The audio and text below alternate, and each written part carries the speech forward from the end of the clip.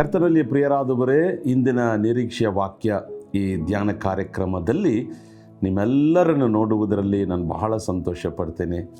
ನಮಗೆ ನಿರೀಕ್ಷೆಯನ್ನು ಕೊಡುವುದು ಒಂದೇ ಒಂದು ಪುಸ್ತಕ, ಅದು ಸತ್ಯವೇದ. ಆಮೇನ್.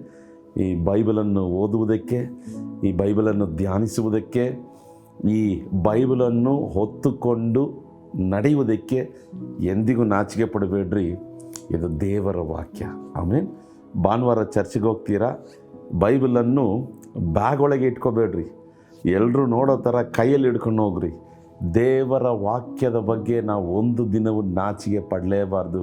ಕಾರಣ ಇದು ಪರಲೋಕದಲ್ಲಿ ಸಿಂಹಾಸನದಲ್ಲಿ ಕುಳಿತಿರುವಂಥ ಏಕಚಕ್ರಾಧಿಪತಿ ಒಬ್ಬನೇ ದೇವರ ವಾಕ್ಯಗಳು. ಇದರಲ್ಲಿ ಜೀವ ಇದೆ, ಇದರಲ್ಲಿ ಬಲ ಇದೆ, ಉತ್ತೇಜನ ಇದೆ, ಉಜ್ಜೀವನ ಇದೆ, ಭಕ್ತಿ ಸಂಜೀವನ ಇದೆ, ಆಶೀರ್ವಾದ ಇದೆ, ಎಷ್ಟೊಂದು ಕೃಪೆ ಇದೆ. ಆಮೇಲೆ ಸರಿ, ಇವತ್ತು ನಿರೀಕ್ಷೆ ಕೊಡುವಂಥ ವಾಕ್ಯ ಜಫನ್ಯ ಪ್ರವಾದನೆಯ ಗ್ರಂಥ 3ನೇ ಅಧ್ಯಾಯ ಅದರ 20ನೇ ವಾಕ್ಯದ ಕಡೆ ಭಾಗ. The book of Zephaniah chapter 3 verses 20.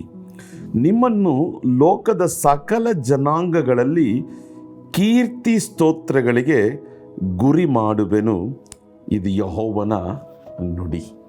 ಆಮೇಲೆ ಹಲ್ಲೆಲೂಯಾ. ದೇವರು ಹೇಳ್ತಿದ್ದಾನೆ, ಭೂಮಿಯ ಸಕಲ ಜನಾಂಗಗಳನ್ನು ನೋಡುವಾಗ ಕರ್ತನು ನಮ್ಮನ್ನು ಕೀರ್ತಿ ಸ್ತೋತ್ರಗಳಿಗೆ ಗುರಿ ಮಾಡುವನು, ಇದು ಯೆಹೋವನ ನುಡಿ. ಆಮೇಲೆ ನೋಡ್ರಿ, ಅಬ್ರಹಾಮನಿಗೆ ದೇವರು ಒಂದು ವಾಗ್ದಾನ ಕೊಟ್ಟ, ನಿನ್ನ ಹೆಸರನ್ನು ಪ್ರಖ್ಯಾತಿಗೊಳಿಸುವೆನು. ಆಮೇಲೆ ನಾವು ದೇವರ ಮಕ್ಕಳಾಗಿರುವುದಾದರೆ, ದೇವರಿಗೆ ನಂಬಿಗಸ್ತರಾಗಿರುವುದಾದರೆ, ದೇವರಿಗೆ ನಂಬಿಗಸ್ತತೆಯಿಂದ ಸೇವೆ ಮಾಡುವುದಾದರೆ, ಯಥಾರ್ಥರು ನೀತಿವಂತರಾಗಿ ದೇವರ ಚಿತ್ತವನ್ನು ನಾವು ನೆರವೇರಿಸುವುದಾದರೆ, ಪ್ರಾರ್ಥನೆ, ಸತ್ಯವೇದ, ಕರ್ತನ ಚಿತ್ತ, ಕರ್ತನ ಮಾರ್ಗದರ್ಶನ, ಕರ್ತನಿಗೆ ನಮ್ಮ ಜೀವಿತವನ್ನು ಒಪ್ಪಿಸಿಕೊಟ್ಟು, ಪರಿಶುದ್ಧತೆಗೆ ಒಪ್ಪಿಸಿಕೊಟ್ಟು ನಮ್ಮನ್ನು ನಾವೇ ತಗ್ಗಿಸಿ ಜೀವನ ಮಾಡುವುದಾದರೆ, ಕರ್ತನ ಹೇಳ್ತಿದ್ದಾನೆ, ಭೂಮಿಯ ಸಕಲ ಜನಾಂಗಗಳಲ್ಲಿ ನೋಡ್ರಿ, ಈ ಭೂಮಿ, ಈ ಲೋಕದ ಅಲ್ವಾ, ಈ ಲೋಕದಲ್ಲಿ ನೋಡಬೇಕಾದ್ರೆ 800 ಕೋಟಿ ಜನರಿದ್ದಾರೆ. ಅದರಲ್ಲಿ ಭಾರತನೇ ಪ್ರಥಮ ಜಾಗ, 146 ಕೋಟಿಗಿಂತ ಹೆಚ್ಚಾದ ಜನರು.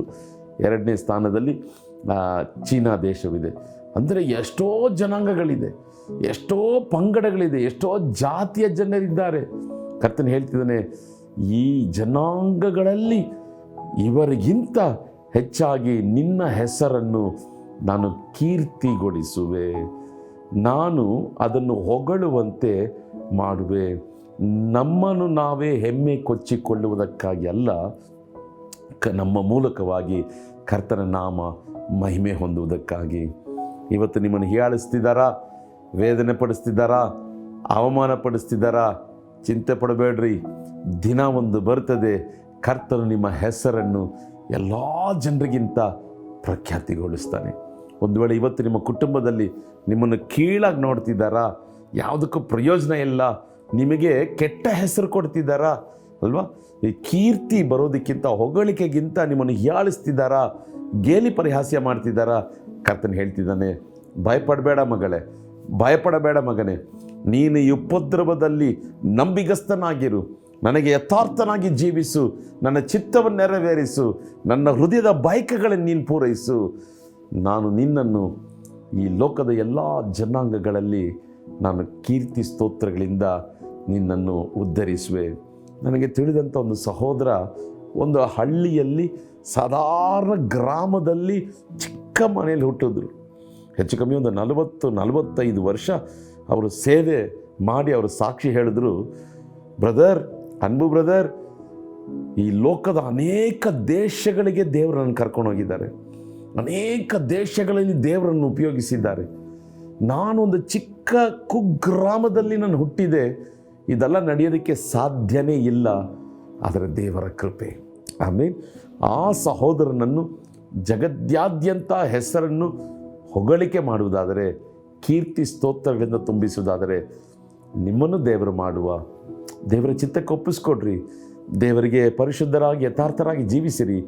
ನಿಮ್ಮ ಹೆಸರನ್ನು ಕೀರ್ತಿ ಸ್ತೋತ್ರಗಳಿಂದ ಆತನ ತುಂಬಿಸುವ. ಸೋತು ಹೋಗಬೇಡ್ರಿ, ಅವಮಾನದಲ್ಲಿ ಮುಳುಗು ಹೋಗಬೇಡ್ರಿ. ಈ ವಾಗ್ದಾನ ಹಿಡ್ಕೊಂಡು ಪ್ರಾರ್ಥಿಸಿರಿ.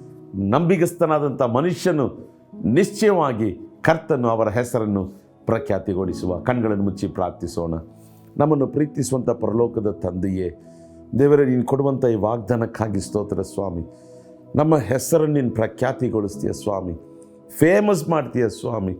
ಅದು ನಮ್ಮನ್ನು ನಾವೇ ಹೆಮ್ಮೆ ಕೊಚ್ಚಿಕೊಳ್ಳುವುದಕ್ಕಾಗಿ ಅಲ್ಲ, ನಿನ್ನ ನಾಮ ಮಹಿಮೆಗಾಗಿ ಸ್ವಾಮಿ.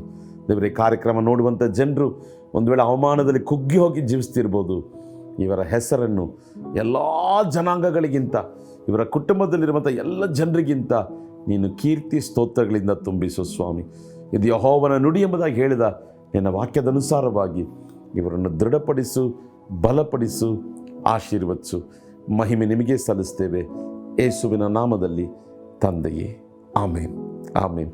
ಹಾಲೆಲೂಯ. ದೇವರು ನಿಮ್ಮ ಸಂಗಡ ಇದ್ದಾನೆ, ನಿಮ್ಮ ಹೆಸರನ್ನು ಪ್ರಖ್ಯಾತಿಗೊಳಿಸ್ತಾನೆ. God bless you. Have a blessed day. Amen.